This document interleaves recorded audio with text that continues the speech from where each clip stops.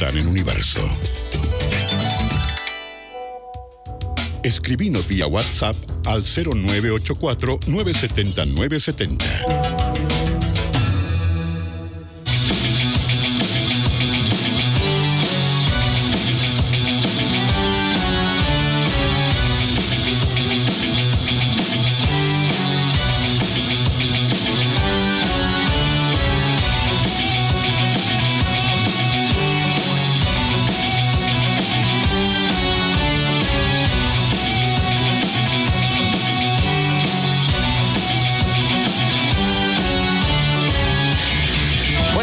Bienvenidos, 9 horas con 3 minutos, 16 grados la temperatura en Asunción y alrededores. Fresca jornada de miércoles con poca movilidad vemos en las calles de Asunción a estas horas, lo cual es técnicamente una buena noticia porque quiere decir que se está teniendo en cuenta las medidas que el gobierno propone para intentar mitigar el impacto de la pandemia y ese posible pico que estamos viviendo de la enfermedad por estos días. Como ustedes saben, en esta jornada y como todos los miércoles, paramos durante una hora la actualidad informativa y la rutina informativa para disponernos a conversar sobre algún foco económico en particular. Hoy, uno y muy importante, uno que no paró en pandemia, uno que se adaptó y que tiene que sacar pecho por las medidas sanitarias, que por supuesto tiene críticas también de otros sectores, pero de eso vamos a hablar durante esta jornada. Vamos a hablar de los supermercados, por supuesto, y vamos a hacerlo porque voy a empezar a saludar ya individualmente a los 3 invitados que ya están dispuestos, cada uno desde sus respectivos domicilios, para hablar en esta jornada de Cuentas Sanas sobre la economía y las cuentas sanas de los supermercados. Alberto Zborowski es presidente de Capasu, director comercial del supermercado del país, y está en comunicación con nosotros ya. Alberto, ¿cómo está? Buenas noches. Buenas noches, Mike. ¿Cómo estás? Un gusto estar contigo. Del 1 al 10, ¿cuán mal dije el apellido? Perfecto, 10 dijiste, bien. Sí. Bueno, entonces arrancamos bien. Cristian Cieplik es presidente de Alas y director institucional de Retail S.A., conocido de la casa también. ¿Cómo le va, Cristian? Buenas noches. Placer compartir contigo, Mike, con toda la audiencia. Realmente ya era hora que me invites un poco, che. Lo que pasa es que arrancamos con negocios que se estaban reinventando, con otros rubros que quizás tenían que contarnos algunas novedades y estamos dejando los platos fuertes. El supermercado, el rubro supermercado tiene mucho para hablar y tenemos mucho sobre lo que queremos saber también. A la distancia también saludo al gerente general de la cadena Real, amigo y azulgrana, así que feliz esta semana, Federico Escavenius. ¿Cómo está, Fede? ¿Qué tal, Mike? ¿Cómo te va? Bueno, buenas noches a toda la teleaudiencia y estamos para servirte. Bien arriba, en la cima. No vamos a hablar de eso, ahora estamos para hablar de otra cosa. Hay que aprovechar. Hay que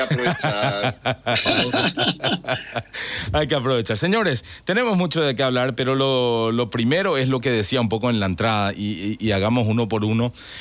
Si algo tiene que, me parece, la industria o el rubro para sacar pecho es el decir... durante todo este tiempo, estos tiempos muy extraños que nos tocan vivir, han tenido las puertas abiertas, se han adaptado y no han sido un foco, por ejemplo, de contagio, como se supuso o se temió en un inicio que pueda ser. Alberto, hoy, ¿qué análisis se puede hacer en esa línea, digamos, de la adaptación del rubro de los supermercados? Sabemos que hubo locales comerciales importantes que no son parte de Capasu, que sí tuvieron un impacto con casos y con contagios, pero la realidad de ustedes es otra.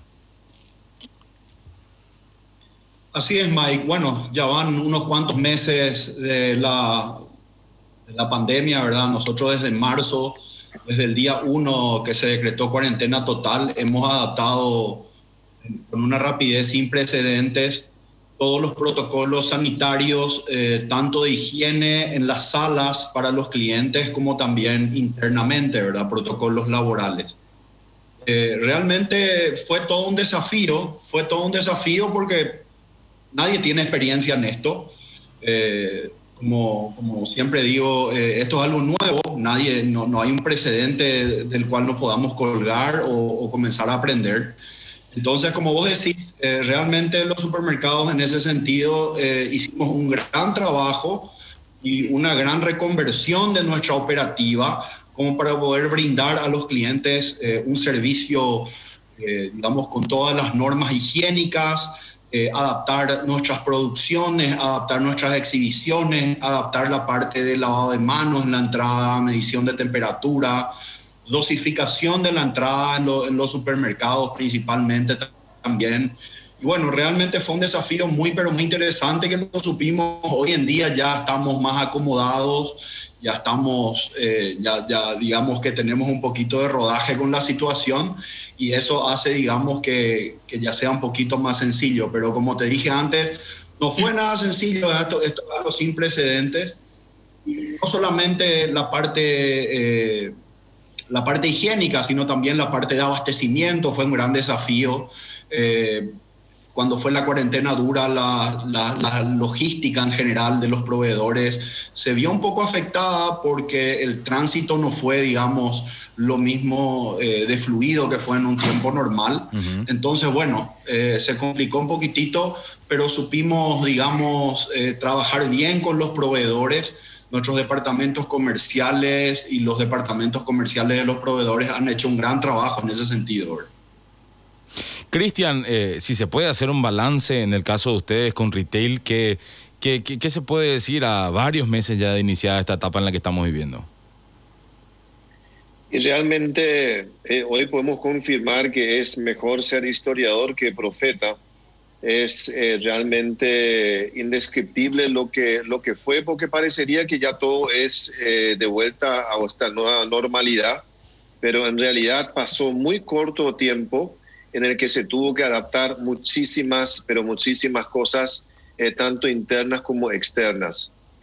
Creo que nos puso a una prueba, a una velocidad y a una intensidad desconocida en todos los sentidos, y realmente Paraguay, de alguna manera, de vuelta, logró en esta ocasión sobresalir, porque de alguna manera el esfuerzo y el resultado mencionado por vos hizo también en pequeña parte o como granito de arena a que la curva de contagio sea la que tuvimos a un inicio, por el cuidado que le pusimos a nuestra gente y por ende mediante nuestra gente a nuestros clientes.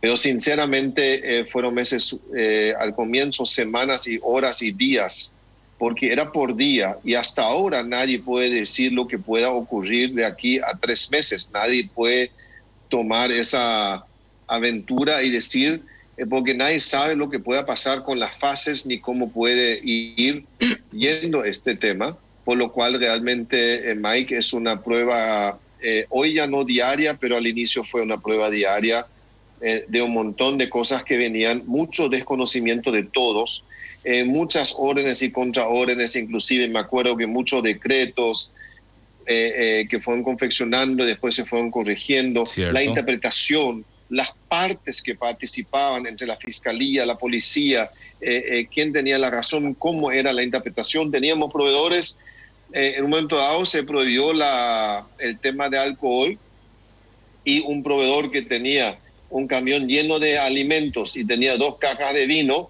le dejaban volver 300 kilómetros para entregar el producto porque decía que tenía alcohol y no se dejaba pasar el alimento. Tuvimos industrias que se le cerró porque alguien no los consideró fundamentales, y en realidad era una industria, por ejemplo, que te puedo decir que hace el envase para envoltorio de harina de 50 kilos. ¿Cómo vamos a transportar la harina a los locales para ser panificados si no tenemos el envase? Entonces se generaron tantas cosas que muy poca gente se enteró, o que poca gente tuvo que participar, porque cada uno estaba con su propio problema. Y es una oportunidad interesante, es para escribir libros esto cuando termine de verdad, porque no terminamos de ajustar y de entender impactos, porque también todo esto, lo que vos mencionaste, no solamente nos exigió una velocidad, sino también una inversión y también una capacidad de adaptación tremenda. Y no quiero que nos olvidemos de aplaudir de pie a nuestra gente ante lo desconocido, el miedo, la imposibilidad de trasladarse como venían trasladándose, no sabíamos si había transporte, no había. Algunos tuvimos que poner micros para que nuestra gente pueda llegar sano y salvo a sus casas o llegar a los locales. Realmente, Mike, da para hacer un par de programas porque es interesante conocer esto más allá, como siempre decimos, mismo el supermercado, como un ecosistema. Sería hermoso tener un día la oportunidad de contar todo lo que hay detrás de la góndola, porque vos ves el producto terminado en la góndola puesta, pero lo que vos no ves o lo que no vemos es todas las empresas, cadenas y personas que participaron en la construcción del producto. Entonces, hay tanto que comentar, porque finalmente somos una vidriera visible de un final de una inmensa cantidad de gente talentosa que participan para poner en escena, para llamarlo así, el local todos los días, que vos llegues y encuentres exactamente como a vos te parece que tiene que estar, sin importar lo que pueda estar pasando. Yo me acuerdo antes uno decía, bueno, en China hubo tal problema, y uno decía acá, bueno, a mí qué me importa China. Y hoy nos damos cuenta que la globalización no solamente trae beneficios, sino también trae perjuicios y también genera una velocidad absolutamente diferente en todo. Hoy un problema de una peste porcina en China afecta a todos los países del mundo, genera una demanda nueva de un producto diferente o de la misma especie y hace que los mercados normales que nos abastecen se vean afectados. Y eso ocurrió en la pandemia también en los primeros días, y hay que destacar, si me permitís, la industria nacional. Vos sabés que también estoy como vicepresidente gremiales de la Unión Industrial Paraguaya, y tengo que decir con orgullo que la industria paraguaya nos salvó, y eso lo pueden comprobar los dos que me acompañan. Si no hubiésemos tenido esa capacidad tremenda de reacción de parte de los industriales en los productos fundamentales en ese momento, hubiésemos estado hablando distinto. Y después, cuando te parezca, podemos tocar un tema que es increíblemente interesante para el efecto de la pandemia, que fue el cierre de las fronteras en la primera semana, 15 días.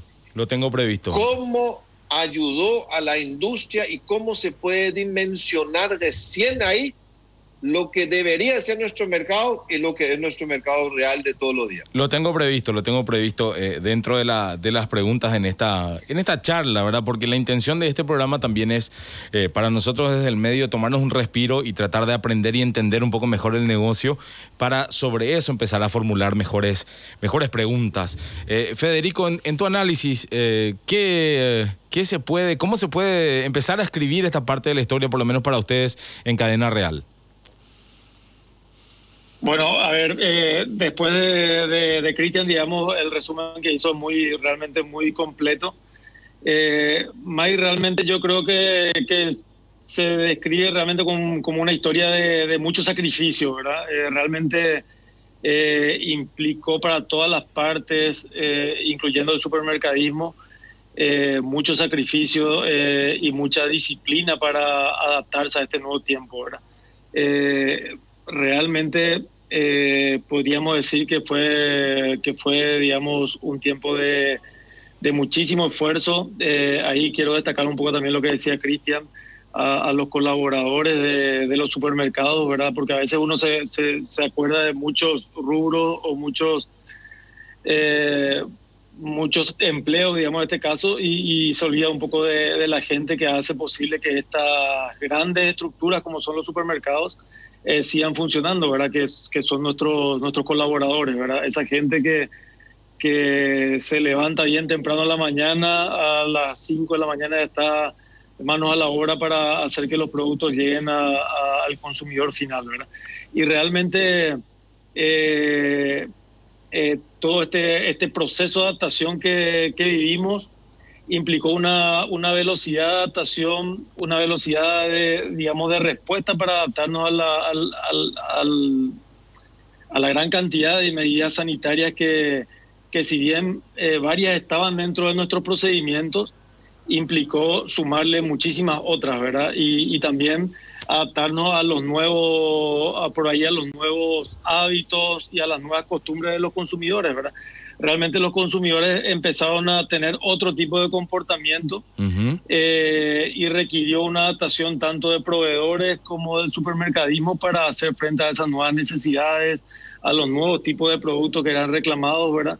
Y sobre todo mucha concentración y mucho foco, digamos, de parte de la cadena de abastecimiento para poder cumplir con la demanda de estos productos.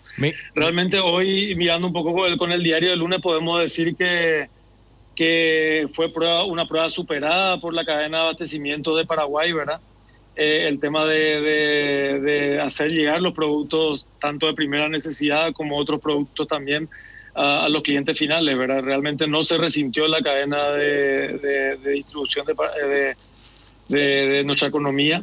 En ese sentido también destacar la industria nacional, que fue un artífice clave de este buen andar, ¿verdad? Y realmente, digamos, dimensionar un poco el impacto de eso, ¿verdad?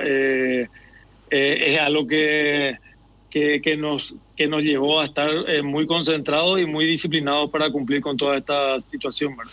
Me voy a meter ahora a lo puntual con cada uno. Antes, a pesar de que este es un programa que, digamos, retrasa un poco la información de actualidad, es obligación casi nuestra como medio de comunicación dar a conocer también el informe del día de parte del Ministerio de Salud, que relata que se procesaron 3.066 muestras, 800 casos positivos, 798 casos comunitarios, es decir, 1 de cada 4 muestras terminó siendo positiva.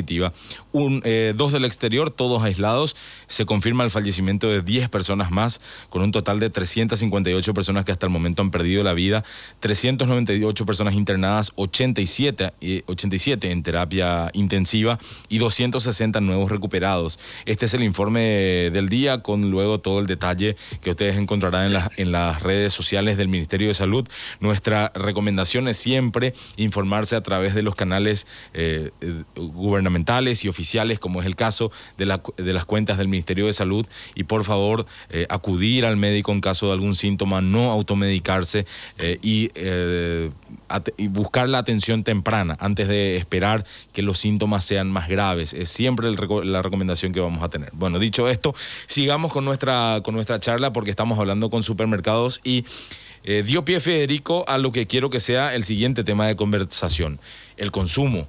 ¿Qué pasó con el consumo? Porque recuerdo los primeros meses, Alberto, o las primeras semanas cuando se anunciaba y veíamos las imágenes desde otras latitudes, la gente con la capacidad adquisitiva lo que buscaba era, qué sé yo, comprar muchos enlatados, tener cosas para tratar de salir lo menos posible. ¿Y con qué se encontraron hoy? ¿Qué cambió del consumidor del 2019 al del 2020? Bueno, Mike, en realidad es así como decís, ¿verdad? De la noche a la mañana vimos un cambio bastante importante en el mix de consumo de la gente. Vimos una importancia bastante grande de productos de canasta básica y esenciales. Vimos algunos resentimientos en algunas categorías como ser no tradicionales y otros productos no esenciales. Alta demanda de materias primas, de commodities como ser azúcar, como ser harina, como ser arroz y otros productos enlatados también. Obviamente también por la coyuntura productos de limpieza, ¿verdad? Los productos de limpieza, y volviendo a lo que decían Cristian y Fede con respecto a la industria nacional, ¿verdad? Bueno, se demostró que la industria nacional en los primeros días, con la frontera totalmente cerrada, estuvo trabajando al 110% para poder proveernos. Vimos, digamos, que tuvieron realmente un trabajo fabuloso. Eso lo hago entre paréntesis, luego sigo con el tema del comportamiento del consumo. Bueno, realmente, como te decía, la gente migró un poquito más a los productos esenciales. Nosotros hoy en día tenemos menos cantidad de tickets en los locales, por una cuestión de que no se pueden aglomerar adentro de los locales, y un ticket un poquito mayor, digamos. O sea, la gente, en vez de ir prácticamente todos los días al supermercado, fue programando un poquito más su compra de manera semanal o de manera quincenal, ¿verdad? También siempre, como te decía, con el foco a lo esencial y a un mix diferente al que era antes de la pandemia. Y justamente por ahí viene la mano que nosotros de la noche a la mañana tuvimos que adaptar, digamos, nuestros mix a los productos que tenían mayor demanda en ese momento, y hacerlos llegar a la góndola, ¿verdad? En tiempo y forma. Eso, como decía Federico antes, se logró y fue, yo creo que uno de los grandes logros que tuvimos como departamentos comerciales dentro de los supermercados. No te olvides, Mike, veíamos tramos de góndolas totalmente vacíos en países del primer mundo, en Europa, en Estados Unidos, vimos tramos de góndola vacíos con productos no esenciales. No se conseguía alcohol, no se conseguían muchísimos productos. Nosotros, creo que en el 99% de los casos, las familias paraguayas acudieron a los supermercados y encontraron, digamos, los productos que estaban demandando, ¿verdad? Cristian, yo no creo no equivocarme si digo que retail es el jugador más grande que tiene el escenario local. ¿Qué encontraron ustedes? Porque es también difícil generalizar. A un supermercado va alguien de clase alta, como va alguien de clase media y como va alguien de clase baja. ¿Pero qué encontraron a nivel consumo de variaciones en estos meses? En primer lugar, nosotros sabemos hoy que una persona, o sea, las personas, los clientes, que eran un 30% menos en la sala que antes.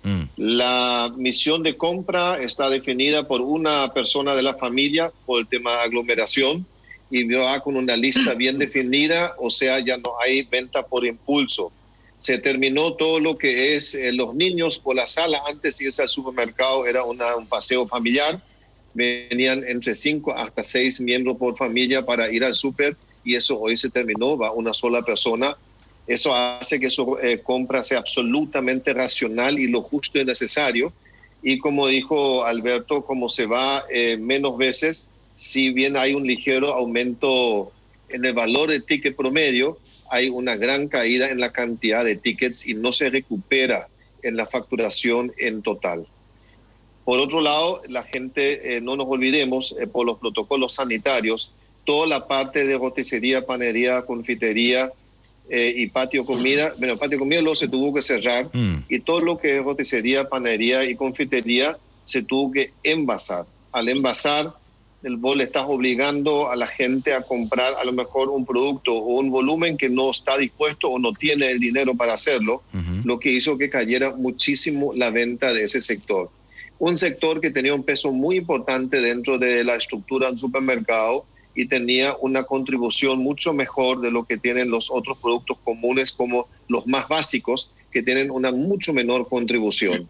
Al comienzo tuvimos un pequeño comportamiento atípico en los productos no tradicionales o non-food, como llamamos, vale decir, la gente empezó a comprar equipamientos para cocinar, otra gente se equipó en la parte electrónica para tener un televisor mejor, para compartir en familia cuando estábamos todos acuartelados, encerrados, para llamarlo de alguna manera. Entonces hubo ciertos altibajos en comportamientos imprevisibles, por lo cual también para nosotros fue sumamente complicado adaptarnos a eso. Ahora, en términos generales, realmente nos vemos afectados por las razones mencionadas. La gente cree como que está abierto, como que el supermercado está funcionando una maravilla y realmente por razones muy lógicas ante una situación tan crítica como la que estamos viviendo para muchísimas familias, nosotros tenemos una gran familia que compone al equipo de retail y yo le puedo decir que realmente prácticamente hoy los que trabajan con nosotros son los que sostienen sus respectivas casas, vale decir que sus cónyuges han perdido en un 80% el trabajo. Todo esto tenemos que volver a situarnos también de que la gente menor de 18 estaban absolutamente exceptuados y la gente mayores a 60 años también. Todo esto también generó un cambio en el consumo, todo esto también generó un cambio psicológico en general también en las personas, tanto los que se iban al súper como la gente que trabajaba en el súper. Y eso sumado a las cadenas productivas, todos se vieron forzados ante la caída de ventas de muchos de sus puntos de ventas o de sus canales normales de distribución como la Horeca, que nosotros llamamos que son lo que son restaurantes, hotelería, lo que es gastronomía, lo que es eventos en general, hizo de que también sus costos y sus problemas para poder llegar a los puntos de venta exceptuados se vean más afectados y tuvieron que hacer ajustes muy importantes por un lado y buscar una mayor eficiencia por otro lado para no trasladar los mismos hacia el público o el punto de venta. Nosotros somos tomadores de precio y el dueño de la mercadería son los proveedores. Ellos saben hasta dónde pueden llegar, y con la afectación de la caída de venta en canales como lo que estuve mencionando, a muchos le afectó mucho. A eso tenés que sumar, Mike, que ya en este momento nosotros hace meses no tenemos ni un cumpleaños infantil. No hemos vendido ningún cuaderno para escolares porque no hay escuela, no hay eventos sociales. Todo esto son categorías que se vieron afectados de una manera sumamente importante, y esto hace de que también, como bien ya explicaron, la composición de venta ha variado muchísimo, y eso es un desafío muy grande porque tenemos que prever a que existan y que estén estos productos en mayor medida, y por otro lado nos obliga a ver qué hacemos con las otras categorías que están con caídas muy pronunciadas, porque al final son estoques que uno tiene que ajustar, acomodar, y es un desafío grande en un momento donde la gente, aunque pongas 2 por 1, para decir de alguna manera, no lo están tomando como prioridad. O sea, la gente tiene muy bien definido lo que necesitan, lo que pueden y lo que es esencial en este momento para cada uno de acuerdo a su bolsillo. Pero hemos visto un cambio importante, y creemos que es un cambio que vino a quedarse de cierta manera, porque hay una nueva normalidad en la cual no vamos a retroceder. Vale decir, el tema de la trazabilidad, el tema de la inocuidad y el tema del manejo del alimento cada vez va a tener más valor. Creemos que el alimento como tal, como mundo, va a ser algo que va a ser muy tomado en cuenta por el consumidor. Quiere saber de dónde viene, quiere saber si la cadena también de provisión está cumpliendo con los protocolos sanitarios, y quiere saber cómo manipulan y cómo se le entrega el producto, porque estamos hablando de la salud de las familias.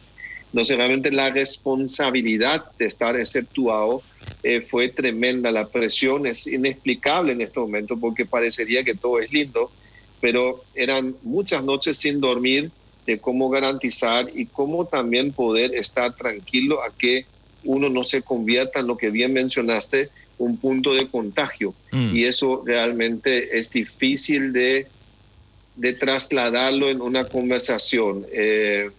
No, porque lo sobre que pasa... todo que había muchas cosas que no sabíamos. Le interrumpo ahí porque digo, también nos pasa mucho que, de hecho, en la preproducción de este programa y cuando lo planteábamos en redes sociales también, el hecho de que estén abiertos parece automáticamente generar una interpretación que puede ser ciertamente acertada, pero con matices, de que a los supermercados les va perfecto porque están abiertos. Y la realidad tiene sus matices, y es lo que estamos tratando de conversar en esta noche. Claro. Quiero seguir filas, con... Mike, perdón, las filas nomás te quiero decir, y ya te doy una idea. Las filas nomás, que parecía que genera esa impresión que vos estás diciendo, en el fondo está diciendo que la gente tiene que esperar y pasar por todo un proceso para acceder al local. O sea, es un estrés al cual se le expone, que es correcto, necesario, pero justamente genera una visión de afuera, pero la realidad adentro es la que estamos comentando, ¿no? Así mismo, es así, tal cual. Federico, en algún momento cuando conversamos, por ejemplo, con la gente del rubro comidas, nos decían que se empezaba a notar en el consumo de que la gente empezó a consumir alimentos que se podrían considerar más saludables o con la intención de cuidarse un poco más en lo que bueno, va terminando siendo la cena o siendo la comida. En el caso de ustedes, ¿también notan algún cambio con respecto a eso, a lo que elige la gente? Digo, porque una de las recomendaciones ahora pues tratar de estar en mejor situación física ante la posibilidad de terminar, por ejemplo, enfermo, ¿verdad? Sí, sin duda, Mike. Realmente el tema de la tendencia del consumo de lo saludable es una tendencia que viene de hace un par de años ya, ¿verdad? Incrementándose en la gente, y que la pandemia vino a acelerar, ¿verdad? Ese cambio de comportamiento. Pero creo que más bien, digamos, viene un poquito el cambio de hábito del consumidor y de los clientes, viene un poco más por el lado de al verse con una restricción de ingresos, digamos, y en algunos casos con, digamos, falta de empleo o la gente quedó sin trabajo. Realmente la gente empezó a priorizar los ingresos en el consumo de alimentos básicamente, ¿verdad? De alimentos de canasta básica. Entonces ahí es donde se da un poco lo que decía Alberto, ¿verdad? De que se incrementa el consumo y las ventas de categorías como arroz, aceite, harina, fideos, y se restringe totalmente el consumo o la compra, digamos, de alimentos un poquito más no esenciales, ¿verdad? O inclusive de categorías no esenciales o de bazar, etcétera, ¿verdad? Entonces realmente ese cambio se dio muy rápido. Y creo que llegó para quedarse porque hizo que la gente vaya realmente cuidando más su economía, cuidando más su bolsillo. La restricción en los ingresos hizo que la gente priorice realmente el gasto en elementos de limpieza, en alimentos básicos y por ahí en gasto de salud, ¿verdad? Ahora con el incremento de los contagios, con el crecimiento, digamos, acelerado de los contagios, también hay un vuelco, digamos, del presupuesto, del ingreso de la gente a remedios, a medicamentos, ¿verdad? Y a otro tipo de gasto, ¿verdad? Entonces realmente es un escenario muy complejo, es un escenario difícil hasta hoy en día. Hablábamos de cerca de más de 300,000 digamos, personas que quedaron sin su puesto de trabajo. El sector informal, por decir de alguna forma, o del subempleo, que es muy grande acá en Paraguay, también se vio muy afectado, ¿verdad? Lo cual obviamente terminó en una caída importante del consumo, ¿verdad? Entonces, en ese escenario estamos nadando hoy. Realmente estas medidas paliativas, digamos, que lleva adelante el gobierno, son cosas muy necesarias. Hay que buscar nuevas alternativas, ¿verdad? No sé, hoy escuchaba en un programa de radio, por ejemplo, de pensar un poco fuera de la caja en qué cosas se pueden hacer para intentar reactivar la economía. Nuestra economía está muy frenada, el consumo está muy golpeado. Entonces hace necesario seguir pensando en medidas paliativas para reactivar la economía, ¿verdad? Que habría que digamos, buscar nuevas alternativas para poder realmente cuidar el empleo de la gente o recuperar el empleo de la gente. Tenemos que recordar que más del 70% de nuestra economía está basada en las pequeñas y medianas empresas, ¿verdad? Entonces esas pequeñas y medianas empresas fueron muy golpeadas durante la cuarentena total y, digamos, también la cuarentena parcial. Y esta pandemia está haciendo que la reactivación de esas pequeñas y medianas empresas sea realmente muy dura, ¿verdad? En algunos casos ni siquiera todavía pudieron empezar a volver a producir, ¿verdad? Como el sector de eventos, el sector, el turismo, que se está recuperando muy lentamente, ¿verdad? El turismo interno. Entonces, es un escenario, como te decía, muy complejo que nos toca navegar actualmente, ¿verdad? En este momento horario usualmente hacemos una pausa para respirar y cambiar de tono y hablar de quizás el futuro, las perspectivas, pero me gustaría, si ustedes me permiten, aprovechar y seguir hasta ahí 50, porque el tiempo es demasiado corto para hablar de tantos temas que tenemos pendientes, y me quiero enfocar en algo que se destacó en la pandemia. Lo decía Cristian hace un rato, les permite a ustedes encontrarse, digamos, o afianzar un nexo con la industria local. Eso pasó en la cuarentena y eso es potable para una economía que está en vía de desarrollo, eso lo dice cualquiera, ¿verdad? Pero digo, por un lado uno se encuentra con infinidad de gente que tiene algún emprendimiento propio o gastronómico, o fabrica tartas, salsas, algún pequeño producto. ¿Qué falta para conectar, Alberto, a esos emprendedores, a esas pymes con las góndolas? ¿Dónde está la necesidad? ¿Necesitamos un ministerio de Industria y Comercio más fuerte, más conectado en tratar de generar esos espacios? ¿Ustedes están abiertos a eso? ¿Cuál es el camino a seguir, digamos, teniendo en cuenta que necesitamos, digo, que ustedes mismos potencien a las industrias locales? Es así, Mike. Nosotros como Capasu creemos que estratégicamente es la industria nacional nuestra aliada natural. No te olvides que dentro de la industria nacional, o sea, dando, digamos, más fuerza en la industria nacional, el dinero producido, digamos, entra dentro de un círculo virtuoso y no solamente queda en el país, sino que produce empleo y expande automáticamente la economía y el consumo, ¿verdad? Nosotros desde Capasu estamos en este momento con una alianza con la UIP Joven. Estamos haciendo Paraguayo como Vos en todos los supermercados. Capasu, en la mayoría de los supermercados asociados, está otorgando espacios a productos de la industria nacional. Estamos dando visibilidad, estamos haciendo una campaña bastante importante, digamos, como para visibilizar y mostrar un poco a la gente de que hoy en día un producto nacional no tiene absolutamente nada que envidiar a un producto importado, ¿verdad? Con respecto al acercamiento de las pymes hacia los supermercados y qué es lo que se puede hacer. En realidad, mira, es un tema que nosotros ya lo venimos pensando, lo venimos analizando y llegamos y sacamos muchas conclusiones. Uh-huh. No te olvides que antes que nada, para que nosotros podamos ingresar productos a los supermercados, dentro de los supermercados asociados a la Capasu, nosotros tenemos la exigencia, digamos, de que los productos tengan que tener el registro sanitario de la INAN.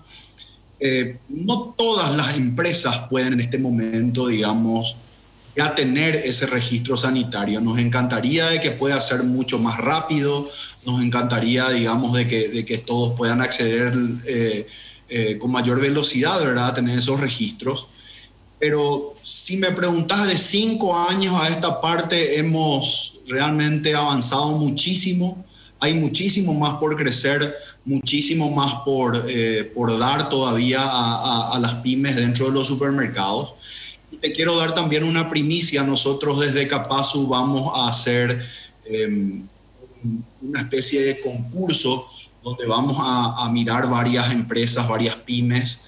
Y bueno, vamos a apoyarle, vamos a apadrinarle, vamos a ayudarle con la información de mercado, vamos a ayudarle con los criterios como para tener todos los documentos en regla, como los registros sanitarios, etcétera, registros de establecimientos, códigos de barra y otros. Y bueno, vamos a ir ayudándole con eso y vamos a seleccionar después varias empresas donde van a haber concursantes ganadores y nosotros vamos a apadrinar y vamos a ingresar esos productos, digamos, al supermercado, ¿verdad? Mira vos, me parece es algo para ir desarrollando después. Supongo que debe llevar ya varios meses ese proceso y me parece que es para celebrarlo, para aplaudirlo también desde acá, desde los medios. Cristian, voy cambiando de tema en tema y podemos pisar también, pero me encantaría tener una visión sobre el comercio electrónico como una herramienta en este tipo de situaciones como la pandemia. Quizás lo que pasó es que se aceleró plenamente un servicio que ustedes ya estaban brindando, pero ¿se ha visto un crecimiento tan sostenido como el que se presume que hay? Porque alguien me decía más de 300% de las ventas subieron en el electrónico. Yo no sé, le pregunto. Sí, la verdad que la omnicanalidad, como nosotros decimos, también vino a quedarse, se aceleró con la pandemia. Se refiere a todo tipo de medios para llegar al cliente. También hoy pues, nosotros podemos ver en las calles que hay cientos de motos con diferentes emblemas que están haciendo delivery, sean empresas multinacionales, empresas nacionales o de los mismos emblemas. Realmente para nosotros el e-commerce ha tenido un crecimiento muy importante, pero lo que siempre hay que aclarar, porque si no queda, son medias verdades, que es un crecimiento, si bien en porcentajes que tú estás mencionando, dependiendo de qué producto, pero sobre una base muy pequeña, vale decir, las ventas mensuales siguen siendo en un 99.2% de los locales físicos. Con eso te doy una idea de la importancia que tiene todavía la parte física del punto de venta en sí. Sí ha crecido a tres dígitos lo que es el e-commerce, pero sigue siendo dentro de toda la estructura en general un número limitado. A eso se sumaron muchas oportunidades distintas también de negocios, como por ejemplo el pick-up. En algunos emblemas se ha instalado el pick-up, donde vos con el auto puedes ir a comprar los alimentos, hasta 15 artículos, sin bajarte el auto en un tiempo récord. También en un emblema se ha instalado el primer self-checkout del Paraguay, donde vos tenés 4 cajas donde vos mismo te cobrás y salís sin necesidad de las personas. Y todo esto en afán de buscar una mayor seguridad a la salud de la gente. Pero por otro lado, como nada es perfecto, también siempre tenemos que cuidar en no dejar de tener o de perder posibles puestos de trabajo. Y ahí quiero acortar un segundo sobre 2 puntos que mencionaste. Uno primero sobre el tema de las MIPYMES y por qué no tenemos más en la góndola. Yo no quiero que nos olvidemos que en la góndola está lo que los clientes definen como su preferencia. Vale decir, uno puede poner lo que quiera en la góndola, pero si no lo lleva el cliente, que es el que decide lo que él quiere, el producto no tiene futuro dentro de la góndola. Entonces, hay un gran desafío, como lo mencionó Alberto, de saber qué ir, hacia dónde ir, qué categorías realmente se puede hacer, darle un soporte no solamente de la parte documentaria que es obligatoria, sino de merchandising, de publicidad, de promoción. Es un paquete pesado porque, de vuelta, el que va a definir la estadía o no del producto en la góndola es el cliente con su preferencia. Y ahí tenemos otro tema que hablar que es sumamente importante, me parece, que son las instituciones en general. Realmente al supermercado parecemos a veces como si fuéramos un banco, en el sentido que tenemos más entes que nos visitan y nos controlan y supervisan que no sé. Y realmente a veces uno se quiere ya para llorar. O sea, tenemos 2 opciones, o lloramos o nos reímos juntos, pero anécdotas de esas con donde se van inspectores y te dicen que esa mesa de mármol está 2 centímetros más baja de lo que dice la norma. O te vas a reír y eso ocurre. O tenés enfrente del local 5 tipos haciendo asadito bajo el sol, sin ninguna cadena de frío, con el aceite hace 3 días, sumado una tipo góndola en la vereda expuesto de producto contrabando, y toda la comitiva de controles pasan enfrente de eso, compran el asadito, lo comen y después se van al local y empiezan a hacer anotaciones sobre ciertos incumplimientos. Entonces, vivimos en un mundo muy, muy complejo de a veces asumir y de no dejar de asombrarnos.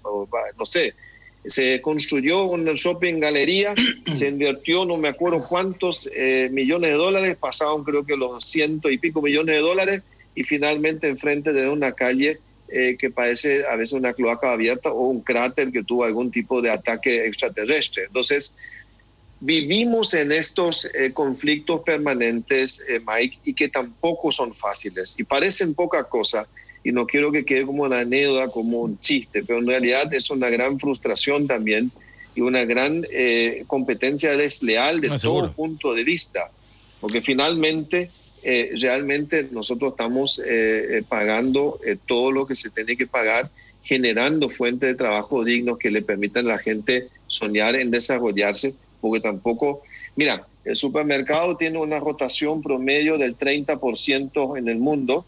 Voy a hablarte un poco más así a nivel de Latinoamérica. Y si vos tomás ese número, es un gran número de personas y que de alguna manera es un gran costo, porque finalmente cada persona tuvo un costo de aprendizaje, de uniforme, de enseñanza, de formación. Y aún así a nosotros nos complace de cierta manera, porque significa que pudimos ser parte positiva en la construcción de las personas, vale decir, ingresaron sin saber nada, porque somos los grandes tomadores de primer empleo o de personas que no tienen educación terminada, y realmente a través de la escuela del supermercado en un cierto tiempo van aprendiendo diferentes habilidades, profesiones y conocimientos que les permite después seguir creciendo, saliendo del mismo supermercado, buscando mejores horizontes. Y bueno, también eso nos alegra, aunque nos cuesta de vuelta, pero alegra porque somos parte positiva en ese crecimiento profesional y personal que tiene la gente y que es sumamente importante mantener. Entonces, cuando vemos, como lo dijo Federico, de que tenemos 1 millón de personas en situación de informalidad, es tremendo cuando el 67%, o sea, la pandemia desnudó muchas cosas que siempre las hablábamos y las sabíamos, pero no le podíamos dar un número o una magnitud. Y cuando vos te diste cuenta que para el IPS la cantidad de gente a quien subsidiar es ínfima al lado de la gente que están siendo beneficiados por los programas por ser, digamos, en subempleo o informales o todos los nombres que se le pueda dar, asusta porque es una obligación nuestra de buscarle una mejoría a ellos y incluirlo dentro del circuito formal, porque si no prácticamente están condenados a alimentar a esa misma informalidad que los mantiene adentro de este círculo vicioso y que es realmente el que nos estira a todos abajo como país, cuando tenemos un 48% de economía subterránea, como lo viene publicando Sebastián H. hace muchos años. No son números pequeños, Mike, y ahí hay esa gran oportunidad de buscar mucho mejores condiciones para todos, porque acuérdate que son estamos hablando de cerca de 1.500 millones de dólares al mes que no están contribuyendo, que no están generando siquiera a la gente que están en esa actividad un ingreso del mínimo legalmente establecido, ni hablemos de su seguridad social, ni hablemos de su atención médica, que en algún momento dado la vamos a terminar pagando igual de vuelta, porque ¿a dónde van a ir? A la salud pública. Pero la jubilación, ¿qué va a pasar? Terminó esa época de que vos tengas 5 hijos para asegurarte el futuro. No hay forma de eso sostener. Sí. Entonces, es un gran tema también, Mike. Absolutamente, es un tema más cultural y que impacta, digamos, a un negocio como el de ustedes. Federico, para empezar a despedirnos, porque la programación sigue acá en Gen también, de un tiempo a esta parte, con todo lo que aprendieron, que no se puede retroceder el tiempo y lamentablemente esto es también como el libro se va a escribir al final. Pero de todo lo que ya les pasó, ¿qué hubiesen hecho distinto si tuviesen la experiencia y lo que ya saben hoy, Federico? Qué linda pregunta. Yo realmente creo que por ahí, ¿qué hubiésemos hecho distinto nosotros del supermercadismo? Creo que podría ser adelantar un poco este tipo de medidas sanitarias, ¿verdad? Yo creo que si bien siempre fue el supermercadismo se destacó por ser un lugar con mucha higiene y niveles de limpieza óptimos. Por ejemplo, esta costumbre del lavado de manos antes de ingresar a cualquier lugar o lavarse las manos cada media hora, creo que es algo que contribuye en todo sentido a la educación cívica, por decir de alguna forma, ¿verdad? Y realmente contribuye a no generar más focos de distintos tipos de enfermedades, no solamente de esta pandemia, ¿verdad? Sí. Entonces, por ahí eso puede ser que algo que se pudo haber hecho distinto si uno sabía cómo venía la mano, ¿verdad? Claro, porque realmente contribuyó. Vos fíjate que contribuyó, porque todos los médicos nos dicen, se redujeron las otras enfermedades también. Nos tenemos que ir, no sin antes recordar que mañana es un día clave, porque con el nuevo Galaxy Note 20 y Note 20 Ultra vas a tener el poder de tu computadora de trabajo en la palma de tu mano, con un rendimiento más veloz y una pantalla infinita. No es solo un smartphone, es un power phone. Adquirilo ya y descubrí la nueva forma de trabajar y jugar con el nuevo Samsung Galaxy Note y Note 20 Ultra. Para más información ingresa a www.samsung.com/PY. Ya les recomiendo a los 3 invitados que el teléfono que tienen que tener a partir de mañana es un Samsung Note 20 para hacer las notas ahí.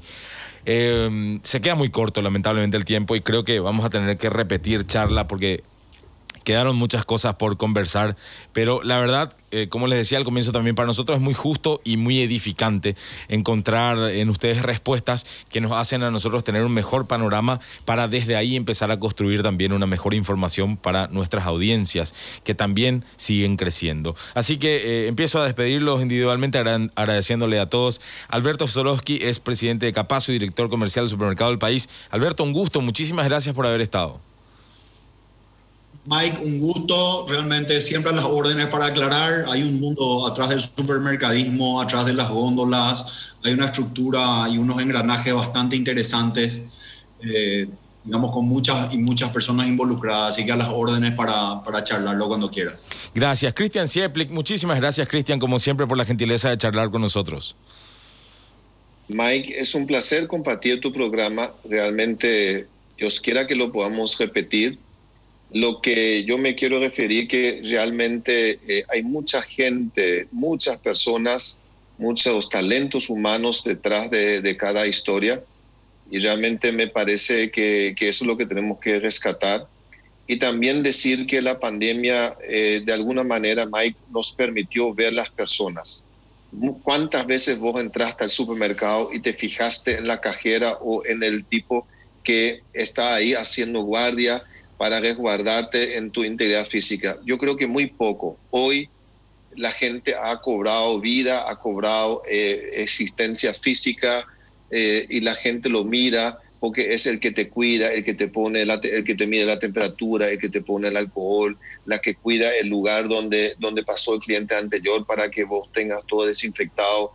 Es como que le miramos distinto ahora y le damos un valor distinto a todas las cosas que anteriormente la tomábamos como por asumido. Entonces creo que por ahí nos debe de llevar a muchas reflexiones también como sociedad, como cadenas complementarias que somos, como que todos nos necesitamos, que nadie está encima de nadie, y bueno, que salgamos con un aprendizaje lo menos lastimado posible de todo esto, porque yo creo que acá todos vamos a salir con aprendizajes y de alguna manera con déficits que realmente desnudó la pandemia. Así que, Mike, cuando quieras, un placer. Gracias, Cristian. Sí, me quedo con eso, ver un poco el rostro humano también en cada persona, en diferentes funciones. Federico, un gustazo para mí poder charlar por esta vía y esperemos encontrarnos en algún momento no en la nueva olla. Bueno, May, igualmente, realmente muy contento de poder contribuir con un pequeño granito de arena, digamos, a que la gente conozca un poquito más de la realidad, digamos, de este negocio que es el supermercadismo, de esta situación, digamos, que estamos atravesando durante la pandemia. Y bueno, y tratar de contribuir un poco a que nuestro Paraguay siga avanzando y siga adelante, digamos, con toda esa garra y esa actitud que le caracteriza a nuestra gente, ¿verdad? Así que muchas gracias de nuevo, May, y bueno, un saludo también a mis colegas ahí de Alberto y Cristian y a toda tu teleaudiencia. Muchísimas gracias. Así cerramos una nueva edición de Cuentas Sanas. Hemos hablado sobre el supermercadismo en un espacio que quizás se queda muy corto porque hay mucho de qué hablar. Todos los miércoles a las 9 de la noche nos tomamos una pausa en la rutina informativa para hablar de economía, de las perspectivas y el desarrollo posible de este Paraguay que sí está en pandemia, pero tiene que seguir empujando. En un rato, por supuesto, sigue la programación de Gen. Están los muchachos de Versus preparados. Nosotros nos reencontraremos en una semana para volver a hablar de Cuentas Sanas. Chau.